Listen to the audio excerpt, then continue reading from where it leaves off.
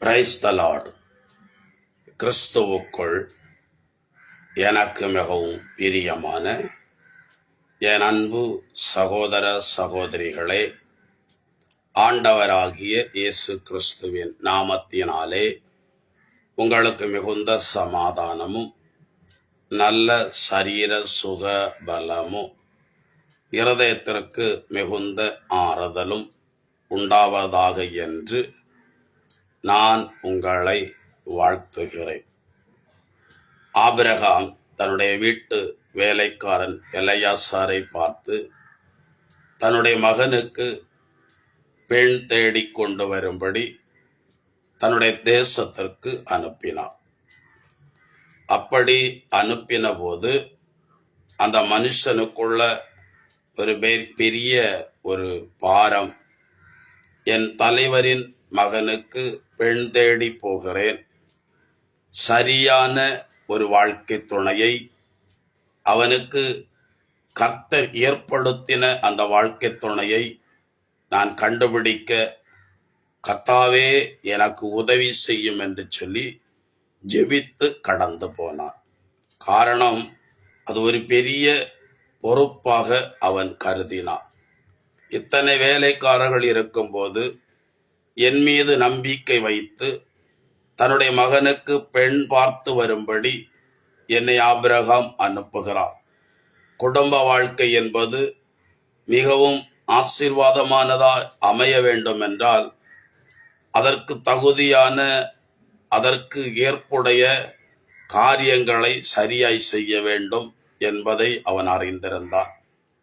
அவன் போகும்போது அவன் மனசுக்குள்ளால அதிகமான ஒரு பயம், நான் சரியான நபரை தேர்ந்தெடுக்காமல் போனால் என் தலைவருடைய மகன் வாழ்க்கை பாழாகிவிடுமே, நான் என்ன செய்வேன் என்று சொல்லி அவன் அதிகமாய் ஊக்கமாய் தேவ சமூகத்துல ஜெபிக்கிறான். ஆண்டவரே, சரியான பாதையில நீர் முன்குறித்த நபரிடத்துல நீர் என்னை நடத்தி கொண்டு போக வேண்டும் என்று ஜெபித்தான்.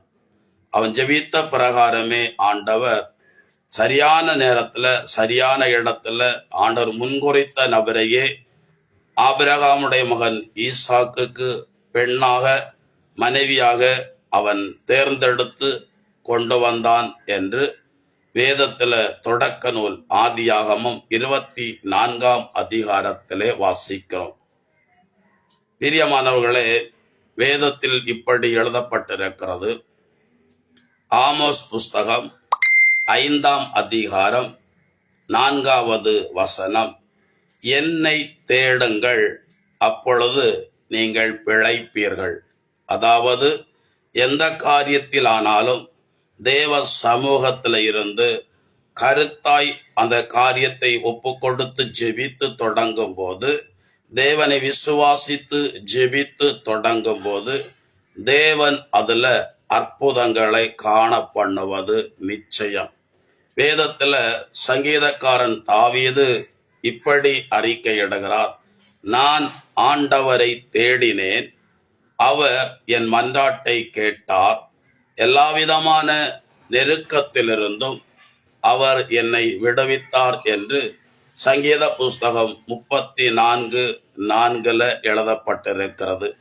நான் அடிக்கடி ஜெபிக்கும் போது இப்படி சொல்லிக் கொள்வதுண்டு, ஆண்டவரே, சங்கீதக்காரன் தாவீதுக்கு உண்டான நெருக்கத்துல, வேதனையில, தேவையில உம்மை நோக்கி கருத்தாய் ஜெபித்த போது அவனுக்கு அற்புதம் செய்து அவனை ஒரு சாட்சியாய் நிறுத்தினது போல எம் சபையார் உம்மை நோக்கி ஜெபிக்கிற போது என்ன தேவைகளோடு நின்று ஜெபிக்கிறார்களோ, எதை எதிர்பார்த்து ஜெபிக்கிறார்களோ, எதற்காக மிகுந்த பாரத்தோடு காணப்படுகிறார்களோ அதுல அவர்களுக்கு அற்புதத்தை செய்து அவர்களையும் ஒரு சாட்சிகளாய் சபையில நிற்க பண்ணுவீராக. பிரியமானவர்களே, அதே சங்கீத புஸ்தகம் 34:10 இப்படி எழுதப்பட்டிருக்கிறது, சிங்க குட்டிகள் தாழ்ச்சி அடைந்து பட்டினியாய் கிடக்கும், ஆண்டவரை தேடுவோருக்கோ ஒரு நன்மையும் குறைவுபடாது. இது பொய்யான வார்த்தை அல்ல, இது மெய்யான வார்த்தை, இது நிறைவேறின வார்த்தை. இன்னும் விசுவாசிக்கிறவர்களுக்கு நிறைவேறுவதற்காய் காத்திருக்கிற வார்த்தை. பிரியமானவர்களே, அந்த நாட்களில எத்தனையோ பிச்சைக்காரர்கள் வழியோரத்துல பிச்சை எடுத்து கொண்டிருந்தார்கள்.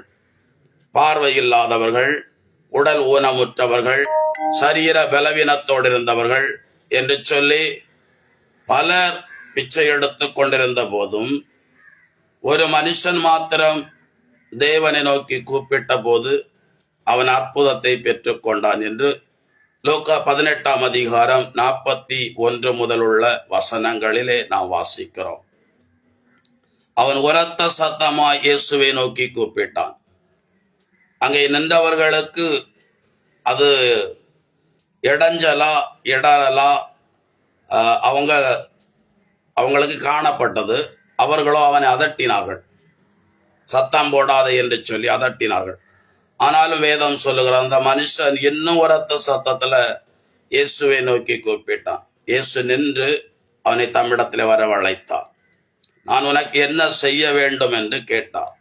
அவனோ ஆண்டுடைய சமூகத்துல, ஆண்டவரே, நான் மீண்டும் பார்வை பெற வேண்டும் என்று சொல்லி கேட்டுக்கொண்டான். பிரியமானவர்களே, பார்வை இழந்த மனுஷன் பார்வையை ஆண்டவரிடத்துல மீண்டும் திரும்ப பெற்றுக்கொண்டது போல, எதை இழந்து நிற்கிறீர்களோ, யாரால நன்மைகளை இழந்து நிற்கிறீர்களோ, எந்த தேவைகளோடு இந்த நாளிலே மிகுந்த வேதனையோடு நிற்கிறீர்களோ, அதுல ஆண்டவர் அற்புதத்தை செய்வார். இழந்து போன நன்மைக்கு பதிலாக அவர் 2 மடங்கு நன்மைகளை தருகிறவர். சகரியா 9ஆம் அதிகாரம் 12ஆம் வசனத்துல, நம்பிக்கையுடைய சிறை கைதிகளே, நம்முடைய அரணுக்கு திரும்புங்கள், 2 மடங்கு நன்மைகளை நான் உங்களுக்கு தருவேன், இன்றைக்கே தருவேன் என்று சொல்லி வாக்கு பண்ணியிருக்கிறார். கடந்து போனவைகளை சிந்திக்க வேண்டாம், இழந்ததையே நினைத்து கொண்டிருக்க வேண்டாம். ஆண்டவர் புது செயல்களை, புதிய காரியங்களை செய்து நம்மை மகிழ பண்ணுகின்ற தெய்வம். வேதத்துல பிரியமானவர்களே, எரேமியா புஸ்தகம் 29ஆம் அதிகாரம் 12, 13 ஆகிய வசனங்களை வாசித்து பாருங்கள். நீங்கள் என்னை தேடுவீர்கள், நீங்கள் தேடும் போதே என்னை கண்டுகொள்வீர்கள், முழு இருதயத்தோடு கூட நீங்கள் என்னை தேடினால் தேடுகிற போதே கண்டுகொள்வீர்கள் என்று சொல்லி ஆண்டவர் வாக்கு கொடுத்திருக்கிறார். முழு இருதயத்தோடு கூட தேவனிடத்திலே சேருங்கள், தேவனிடத்திலே ஜெபியுங்கள், தேவனிடத்திலே மன்றாடுங்கள், நீங்கள் அதிசயங்களை காணும்படி கர்த்தராகிய தேவன் உங்களை நடத்துவார். ஆகவே கவலைப்பட்டு கண்ணீர் சிந்தி பல மணி நேரம் கடந்து போன காரியங்களை சிந்தித்து கொண்டே இருப்பது உங்கள் காலங்களை வீணடிக்கும் என்பதை புரிந்து கொள்ளுங்கள். அந்த நேரங்களை ஆண்டவரை துதிப்பதற்கும் அதனாலே சிறையிருப்புகள் மாறுவதற்கும் தேவனிடத்துல பிரியமானவர்களை ஜெபிக்க பழகி கொள்ளுங்கள். திருத்தூதர்கள் பணி அப்போஸ்தலர் நடபடி 12ஆம் அதிகாரம் 1 முதல் உள்ள வசனங்களை வாசிக்கும் போது, பேதுருவை ஏரோது சிறையில் அடைத்திருந்தான். மறுநாளிலே அவரை ஜனங்களுக்கு முன்பாய் கொண்டு வந்து தலையை வெட்ட வேண்டும் என்பது அவனுடைய திட்டமாய் இருந்தது.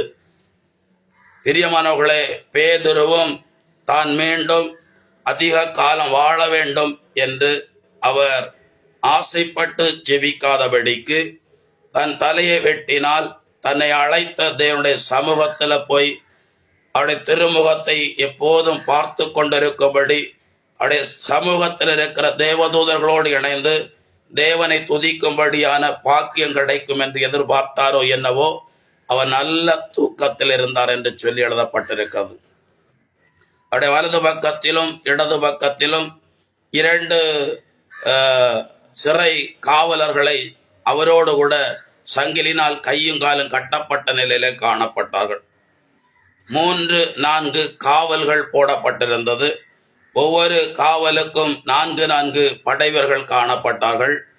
நடு ராத்திரியில தேவ தூதன் அந்த சிறையிலே பலமாய் இறங்கி வந்து தேவதூத பேதுருவின் விழாவிலே தட்டினாராம். பேதுருவோ எழும்பினார். ஆனால் பேதுரு அதை ஒரு சொப்பனம் என்று நினைத்து கொண்டிருந்தாராம்.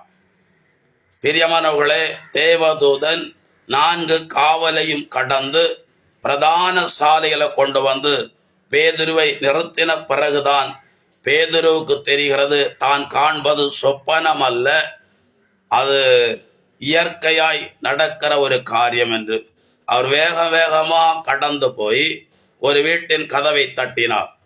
கரெக்டா சரியா பேதுரு அந்த வீட்டில் போய் சேர காரணம் என்னவென்று சொன்னால், நடுராத்திரி முழுவதும் திருச்சபையார் அந்த வீட்டுக்குள்ள இருந்து பேதுருவுக்கு எந்த சேதமும் உண்டாகாதபடி பேதுருவை தேவன் பாதுகாக்க வேண்டும், அவரை ஏரோதுடைய கைக்கு தப்புவிக்க வேண்டும், பேதுரு மறுபடியும் ஜனங்களுக்கு சுவிசேஷத்தை தீவிரமாய் பிரசங்கிக்க வேண்டும் என்று சொல்லி ஜெபித்துக் கொண்டிருந்தார்கள்.